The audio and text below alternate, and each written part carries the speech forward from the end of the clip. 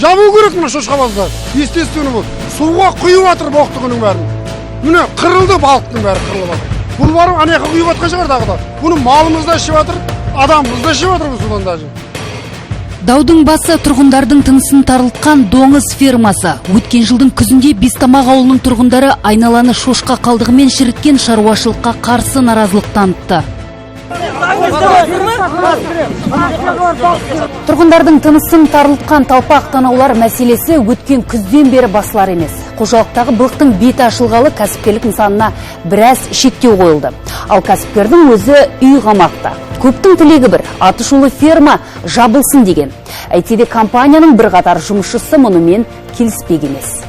Ауылдан 6 шақырым тысқары жатқан қожалық алғашында құс өсіреміз деп ашылған. Кейін күй талғамай тез өсіп өнетін талпақ танауды топырлатты.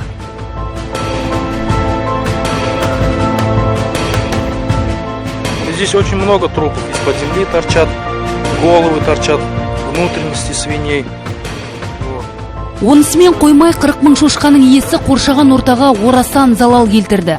Сойған турайдың шек қарнын ашық алаңқайға тастап айналасын бүлдірді. Жергілікті тұрғындардың арыз шағымы қараусыз қалмады. Дереу құрылған комиссия кәсіпкерлік нысанына тексеріс жүргізді. Шығын шаш етектен. Ағын суды тазартуға арналған жабдықтар жоқ. Өзеннің қатты ластануы байқалады. Қалдық Байбақты өзенінің арнасына тазартусыз жүзеге асырылған. Топырақ сынамаларының химиялық талдауы 26 мыңнан аса шаршы метр алаңда ластаушы заттардың концентрациясының артуын көрсетті. 40 мың бас шошқаға арналған мал шаруашылығы кешенінде 51 мыңнан астам бас болған. Осыдан кейін шошқа фермасына қатысты бір қылмыстық 13 әкімшілік іс қозғалды. Табиғатқа келтірген залал үшін кәсіпорынға 7 миллиард теңге айыппұл салды. Ол кезде шошқалардың иесі Гайк Тертерян шетелде сапарда жүрген еді. Карантин кедергі болып келе алмағанын айтты. Ауыл тұрғындарына тіпті Армениядан арнайы сәлем жолдады. Я жителям села Бестамак передаю горячий привет. Могу сказать, что можете не волноваться. Мы решаем все вопросы. Я только хотел бы, чтобы все вопросы, которые решаются, были на основе закона. Незаконно ничего не нужно делать. Өңірдегі жағдайды өз көзімен көру үшін елдің бас экологы арнайы жұмыс сапарымен келді. Өңірлерде не болып жатқан білмейді деп ойламаңыздар. Әрине білеміз, мына комплекстік кешеннің проблемасы бәрімізге өте жақсы таныс, бәріміз таныстық. Енді мен сөзім оны заңды түрде аяғына дейін жеткізу керек, оны жеткіземіз. Ертең үйге қайтқаннан кейін үкімет басшысына да керек болса одан жоғары деңгейде мен баяндайтын боламын. Жұртшылық өткен күзден бері дақпырты қалың елге тараған даудың нүктесін қойып беруді сұрады. Олар кешегінде айтып жатыр, біздер жаңағы экструдер жұмыс жасамай қалды, сол себептен біздер шек қарнын аяққа төктік деп ақталып жатыр.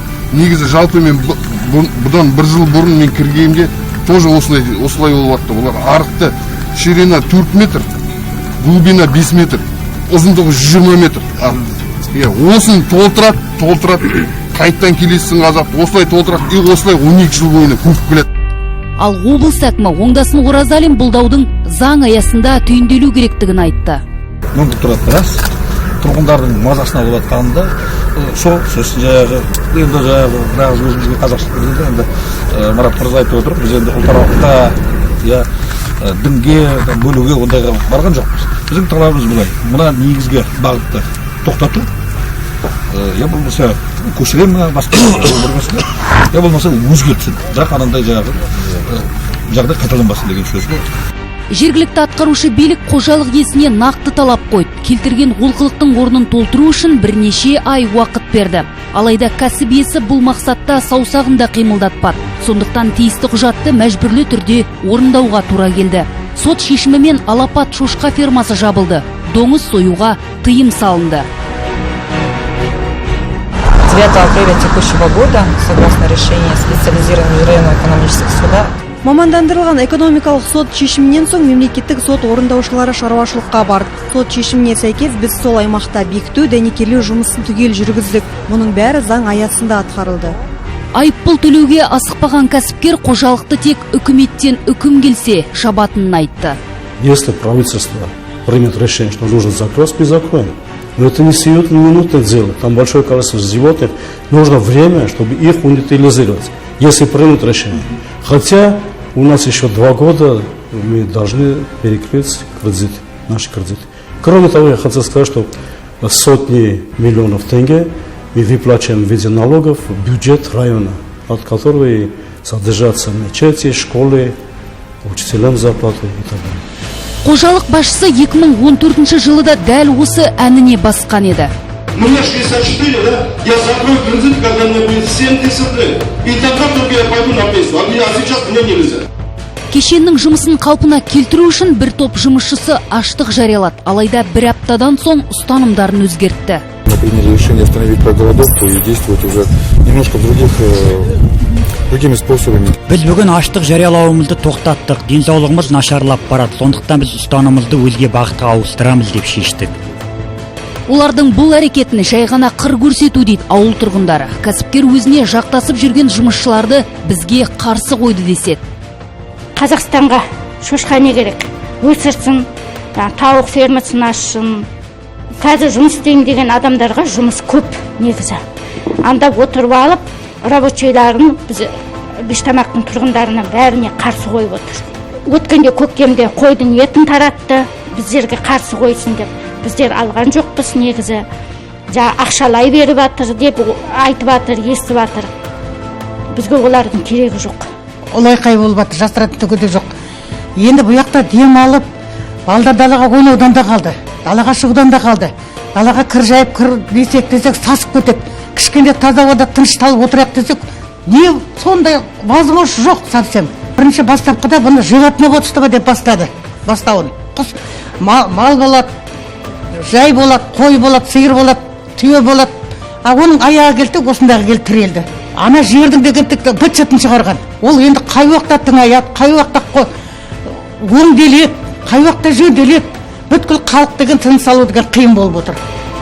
Даудың басы 2014 жылы балық қырылғанда басталған дейді көпшілік. Бірақ ол кезде компания басшысы халық алдында кешірім сұрап, олқылықтың орнын толтырды. Енді қайталанбайды депті. Бірақ бұл сөзі шындыққа жанаспай қалған сыңайлы. Былтыр күзде былығы тағы да әшкере болды.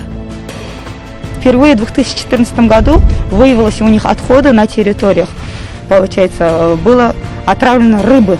2014 жылы балықтар өлгенде Тыртырян мырза бәрін жөнге келтірем деді, бірақ байқағандарыңыздай түкте өзгермеді. Керісінше бәрін бүлдіріп тастады. Бұл жолы кешірмен ғана құтыла қоймас. Аштық жариялап тауып отырған нәпақаларымыздан айырылдық деген оларды аудан басшылығы тұрақты жұмыспен қамтуға әлден ақ әзір екендерін айтты. Біз әрине түсінеміз, әрбір отбасының өздерінің мәселелері бар, әрбір өздерінің проблемалары бар. Сол проблемаларды біз бірлесе шешу үшін арнайы бізде өзімізде комиссия құрылды ауданда. Бұл комиссия әрбір адамның қызметінің, әрбір адамның функционалдық міндеттерін ескере отырып, әрбір адамның білігі деңгейін ескере отырып, тиісті жұмыс орындарын ұсынып жатырмыз. Айтпақшы, қожалықтағы 400-дей жұмысшының 152-сі ғана ресми түрде тіркеліпті.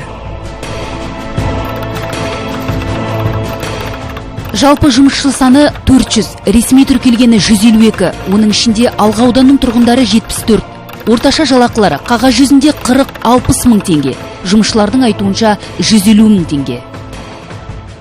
Қазіргі таңда 152 ресми түрде жұмыс жасайды ол жерде.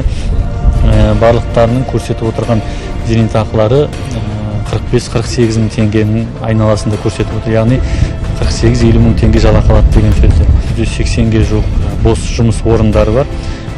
Тоқталып өтетін болсам, 30 шақтысы шаруа қожалықтарында олардың жалақысы 65 мың теңгеден 120 мың теңгеден жалақы ұсынып отыр.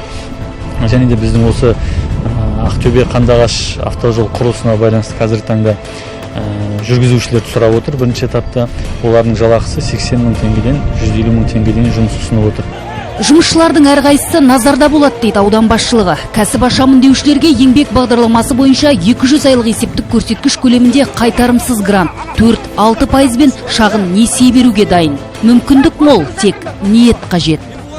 Мемлекет кәсіпкерлерге барынша жағдай жасап келеді. Әсіресе ауыл шаруашылығы саласында қолдап қуаттау көп. Кеңдік жасалды екен деп арқаны кеңге салуға, саңды белшесінен басып өз міндетін жүрдім бардым орындауға жол жоқ. Қарапайым ауыл тұрғынын жыл 12 ай бойы улап, тынысын тарылтып, экологиялық заңнаманы пысқырмай кәсібін жүргізу.